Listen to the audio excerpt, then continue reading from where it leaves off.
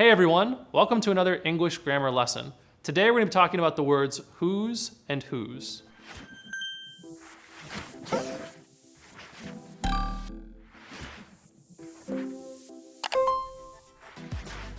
So just like your and its, one of these words is a contraction, meaning it's two words put together, and one of them is possessive, meaning it shows ownership. The contraction is who apostrophe s, and it's short for who is.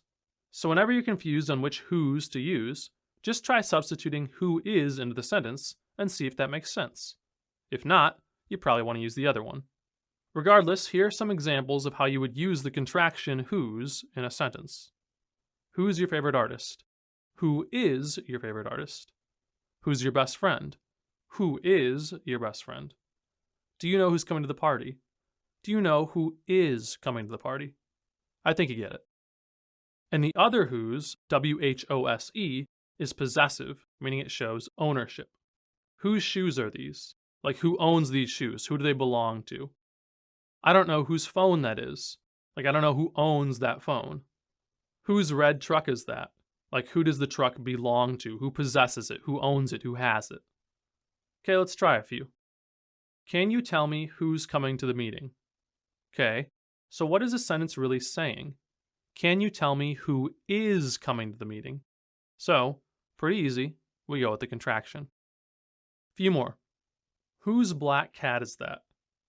So what we're really asking here is who the cat belongs to, right? And which one shows that possession or ownership?